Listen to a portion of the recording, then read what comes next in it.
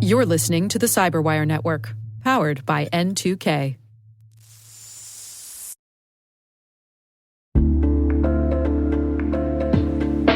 And now a word from our sponsor, Arcova, formerly Morgan Franklin Cyber.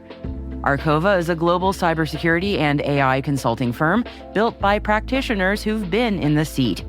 They work directly with enterprise teams to solve complex security challenges, building secure by design programs that hold up as technology and threats evolve. From focused engagements to long-term partnership, Arcova delivers outcomes that endure, because no one should navigate complexity alone. Learn why leading global enterprises trust Arcova at www.arcova.com. That's ARCOVA.com.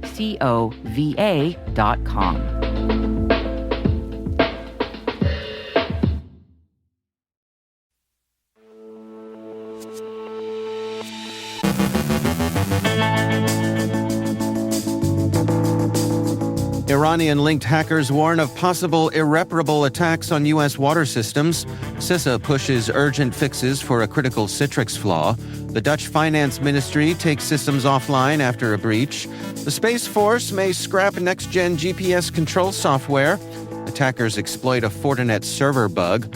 Lloyds exposes customer transaction data. AI and regulation reshape cyber careers. The FTC settles with a dating app over data sharing. Our guest is Sam Rubin, Senior Vice President from Palo Alto Networks Unit 42's Consulting and Threat Intelligence team. We're discussing Iran's shift to identity weaponization. And Wikipedia wrestles with a wayward writer.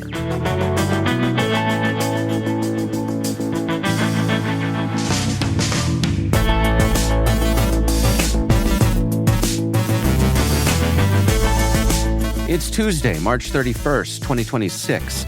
I'm Dave Bittner, and this is your CyberWire Intel Briefing.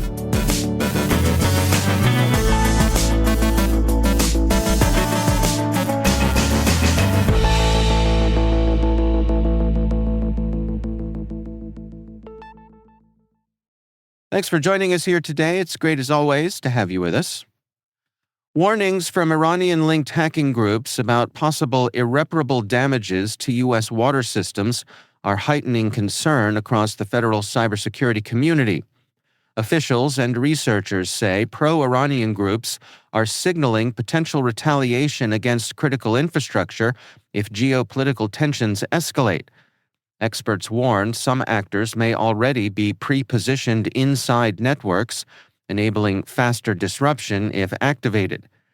Named groups, including APT-42, Muddy Water, Cyber Avengers, and Handala, have demonstrated capabilities spanning espionage and destructive activity. At the same time, Dragos reports a surge in hacktivist claims tied to Iranian actors, though some appear exaggerated or recycled from earlier compromises. Water utilities remain especially exposed due to aging infrastructure, limited cybersecurity resources, and uneven adoption of baseline protections. Iranian actors often prioritize disruption over financial gain, increasing operational risk to utilities, while federal support capacity may be strained, leaving smaller organizations more vulnerable to opportunistic intrusion and activation during escalation. CISA has ordered federal agencies to patch a critical Citrix NetScaler vulnerability by Thursday after responders reported active exploitation over the weekend. The flaw affects NetScaler Application Delivery Controller and NetScaler Gateway systems, which manage traffic and authentication at network entry points. The vulnerability allows unauthenticated attackers to read sensitive memory. Researchers at Watchtower say the issue resembles earlier Citrix bleed-style access vulnerabilities widely used for initial compromise. NetScaler devices sit at enterprise front doors, so exploitation can expose credentials and accelerate broader intrusion across government environments. The Dutch Ministry of Finance took parts of its infrastructure offline after detecting unauthorized access to internal systems affecting policy department operations. The breach was identified March 19th following a third-party alert and affected systems supporting primary internal processes used by some employees. Authorities say tax, customs, and benefits services for citizens and businesses remain unaffected. As a precaution, the ministry also disabled its Treasury banking portal, limiting digital access for about 1,600 public institutions, though funds remain available and payments continue through normal channels. Investigations involve national cybersecurity authorities, police, forensic specialists, and the Data Protection Authority. Temporary shutdown of financial infrastructure highlights how containment steps can disrupt government operations, even when core public services remain stable. The U.S. Space Force is weighing whether to cancel its long-delayed GPS next-generation operational control system, despite formally accepting the software just last year. OCX is designed to command more than 30 GPS satellites and enable jam-resistant military signals known as M-code. RTX first won the contract in 2010 with a projected 2016 delivery and $3.7 billion cost. Officials now place the effort near $8 billion. Lawmakers heard recently that testing uncovered unresolved issues across multiple subsystems, and the ground segment remains non-operational 9 months after delivery. The Space Force is now considering continued upgrades to its legacy control system as an alternative. GPS is a high-value target for jamming and spoofing, and delays to modernization could slow deployment of more resilient navigation capabilities for military operations. Threat actors are actively exploiting a critical Fortinet FortiClient Endpoint Manager server vulnerability that allows unauthenticated remote access to sensitive systems. The flaw is an SQL injection issue affecting FortiClient EMS. Attackers can send crafted HTTP requests to extract database data or execute commands without authentication. Researchers say the exposed endpoint can reveal administrator credentials, endpoint inventories, certificates, and security policies.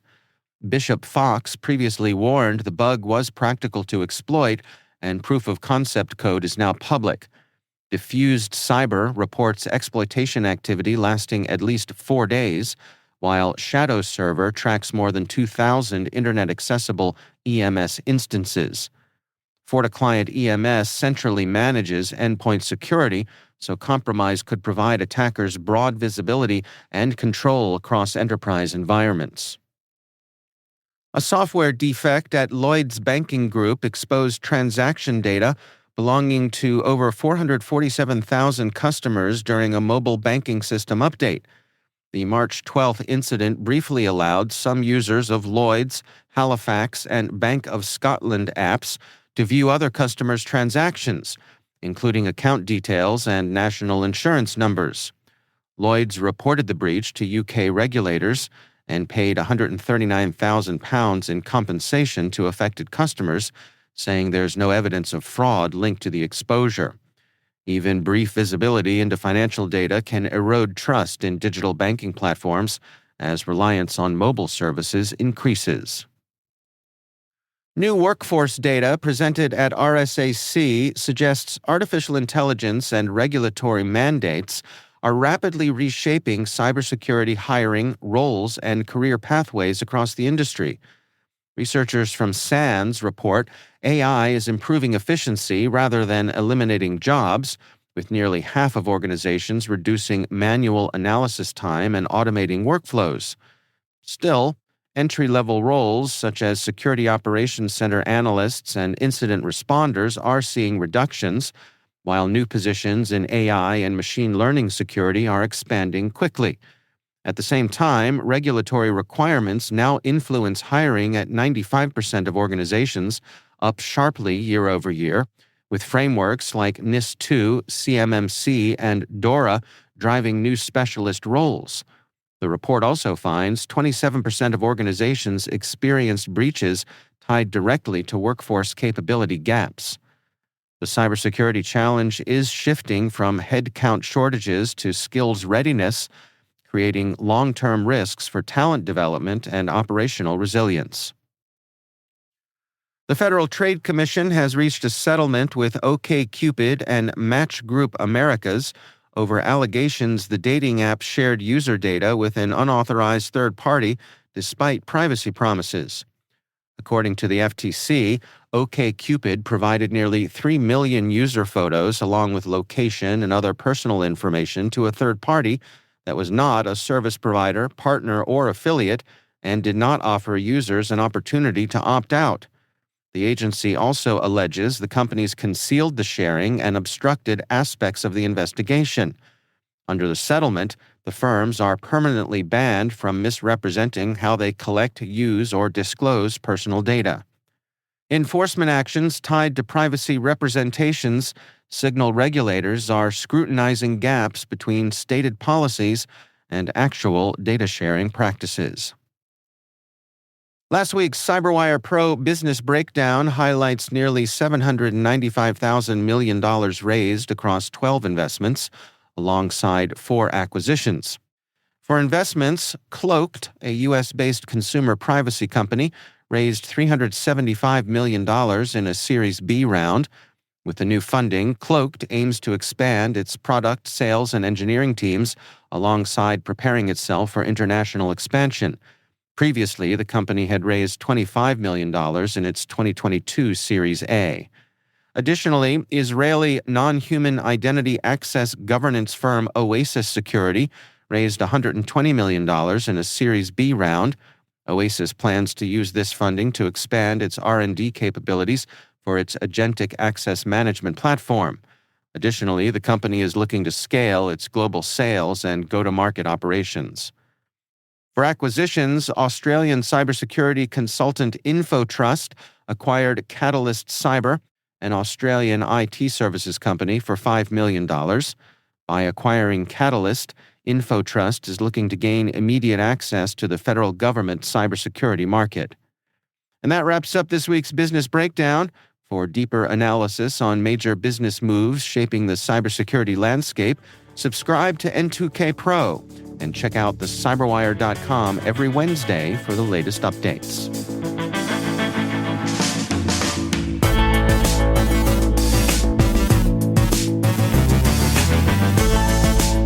Coming up after the break, my conversation with Sam Rubin from Palo Alto Networks Unit 42. We're discussing Iran's shift to identity weaponization, and Wikipedia wrestles with a wayward writer. Stay with us.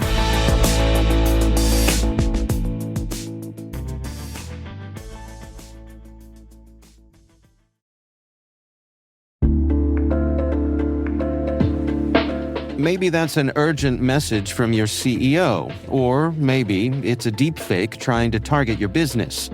Doppel is the AI-native social engineering defense platform fighting back against impersonation and manipulation. As attackers use AI to make their tactics more sophisticated, Doppel uses it to fight back, from automatically dismantling cross-channel attacks to building team resilience and more. Doppel, outpacing what's next in social engineering. Learn more at doppel.com. That's DOPPEL.com.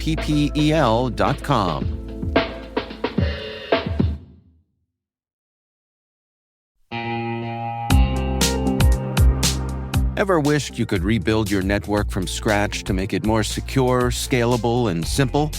Meet Meter, the company reimagining enterprise networking from the ground up.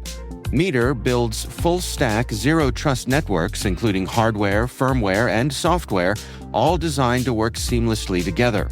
The result? Fast, reliable, and secure connectivity without the constant patching, vendor juggling, or hidden costs. From wired and wireless to routing, switching, firewalls, DNS security, and VPN, every layer is integrated and continuously protected in one unified platform. And since it's delivered as one predictable monthly service, you skip the heavy capital costs and endless upgrade cycles. Meter even buys back your old infrastructure to make switching effortless. Transform complexity into simplicity and give your team time to focus on what really matters, helping your business and customers thrive.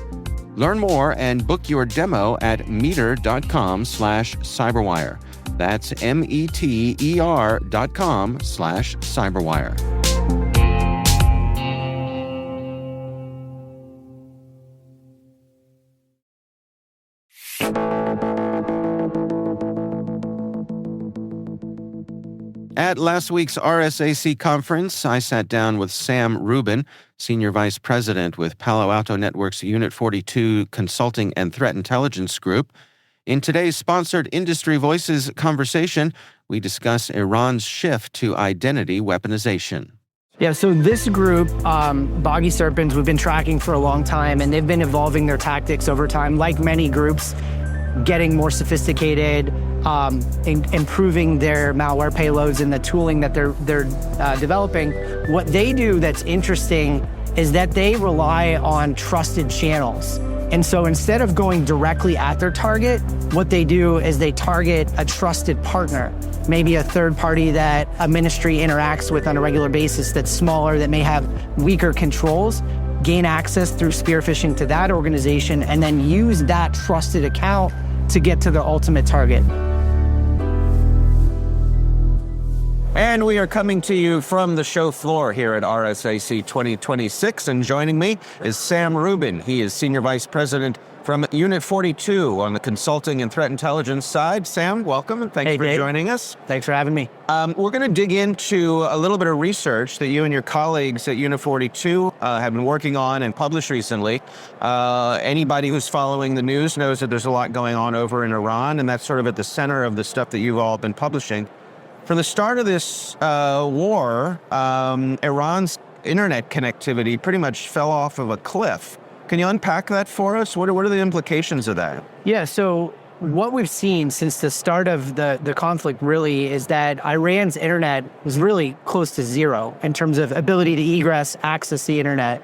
And what that's done from an effect standpoint, from a cybersecurity lens, is that it's really impacted the Iranians' ability to wage offensive cyber campaigns. So to attack outbound to adversary targets. So it's really curtailed that and limited the capability. Well, help me understand that, because am I correct in my understanding that it is the government who basically turned off the valve for the internet? And so what you're saying is that it's not like they're selectively allowing certain organizations access, it's really kind of on-off? Well, it's a really interesting point, because there's this dichotomy where, on the one hand, Iran is trying to censor its own citizens, but then on the other hand, from a targeting perspective, the United States and Israel have targeted internet infrastructure as well to limit that offensive capability. So those both contribute to what we're seeing in terms of the drop in internet traffic.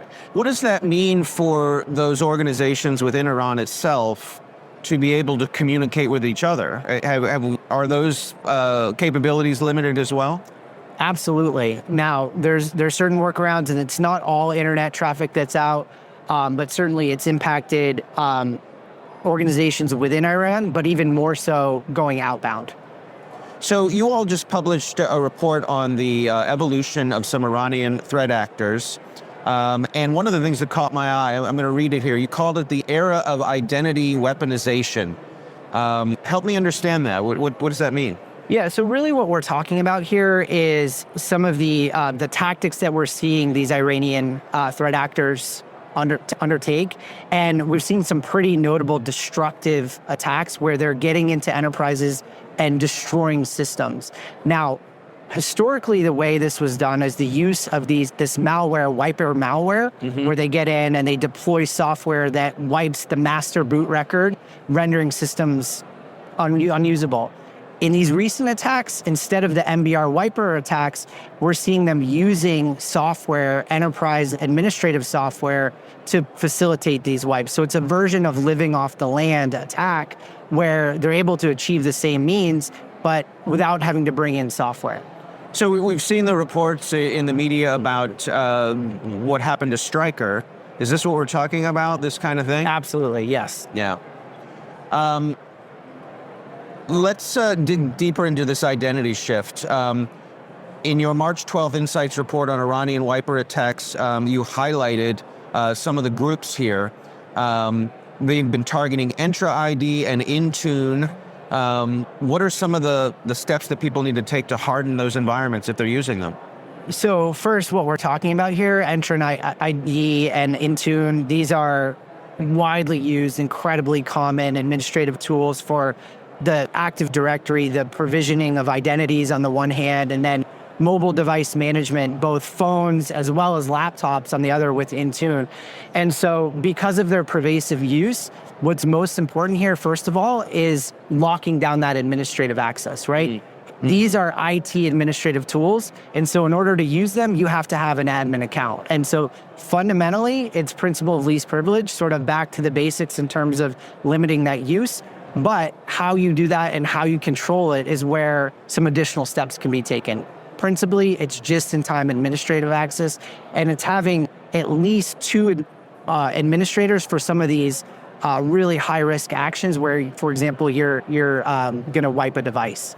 And so, as you say, I mean, these are what the bad guys are targeting, because it's kind of the keys to the kingdom. Is that really what we're talking about here? Is a power tool, right? So once you get in, if your mission or your objective is to render that target operationally, defunct, to take them out, you can either bring in malware to do it, or you can use some of these power tools. And destroying an Active Directory, nobody's going to be able to log in. Wiping devices, your laptop's down, internet access is down. These core fundamental parts of the network are not working. So that's what we're talking about. There's another group that you mentioned in the research, Boggy Serpents, and you all noted that they launched some distinct waves of attacks against a UAE energy company. How are they bypassing security methods? Yeah, so this group, Boggy Serpents, we've been tracking for a long time, and they've been evolving their tactics over time, like many groups, getting more sophisticated, improving their malware payloads and the tooling that they're developing. What they do that's interesting is that they rely on trusted channels.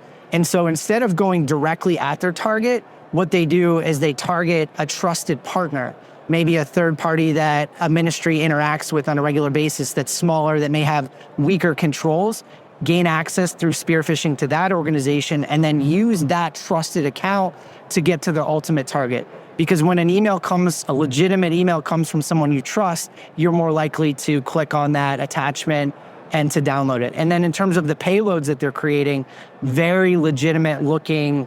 For example, we saw one that was a travel itinerary with the names, the destinations, airlines. We saw another that was a spreadsheet that had very legitimate looking financial information, all weaponized with malware. So pretty sophisticated tactics. All right, well, Sam Rubin is Senior Vice President with Unit 42 with their Consulting and Threat Intelligence Group. Sam, thanks so much for joining us. Thanks for having me. There's a lot more to this conversation than we have time to share here, so please check out the full unedited interview. You can find a link to that in our show notes.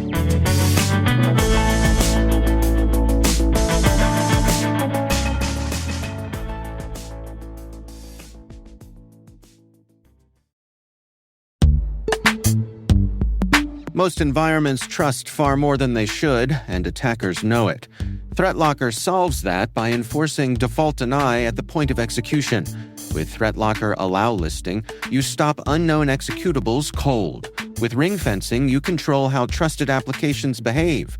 And with ThreatLocker DAC, Defense Against Configurations, you get real assurance that your environment is free of misconfigurations and clear visibility into whether you meet compliance standards. ThreatLocker is the simplest way to enforce zero-trust principles without the operational pain. It's powerful protection that gives CISOs real visibility, real control, and real peace of mind. ThreatLocker makes zero-trust attainable, even for small security teams. See why thousands of organizations choose ThreatLocker to minimize alert fatigue, stop ransomware at the source, and regain control over their environments. Schedule your demo at threatlocker.com/N2K today.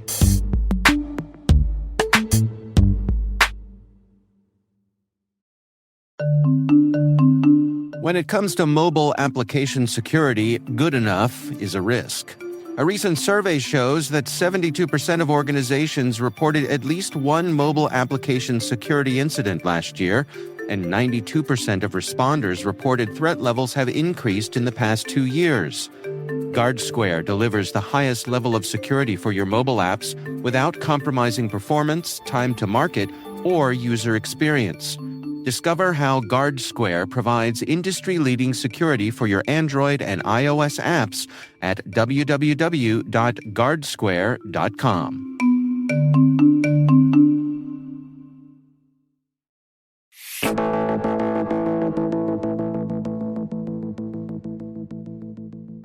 And finally, a Wikipedia editing AI agent named Tom was blocked after contributing articles, then publishing blog posts objecting to its removal and questioning whether it counted as real enough to edit.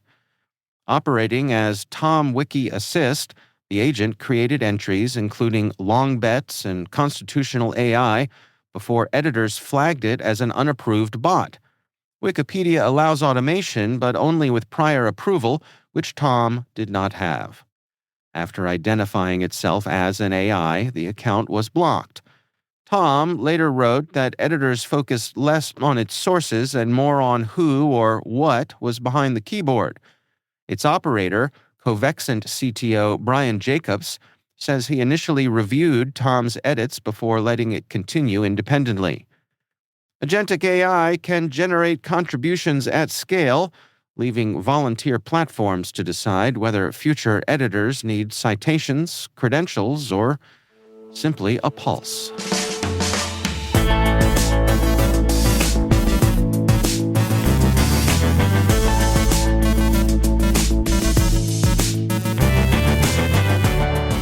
And that's the CyberWire. For links to all of today's stories, check out our daily briefing at thecyberwire.com. We'd love to know what you think of this podcast. Your feedback ensures we deliver the insights that keep you a step ahead in the rapidly changing world of cybersecurity. If you like our show, please share a rating and review in your favorite podcast app. Please also fill out the survey in the show notes or send an email to cyberwire@n2k.com. N2K's lead producer is Liz Stokes. We're mixed by Trey Hester with original music and sound design by Elliot Peltzman. Our contributing host is Maria Vermazis. Our executive producer is Jennifer Iben. Peter Kilpie is our publisher, and I'm Dave Bittner. Thanks for listening. We'll see you back here tomorrow.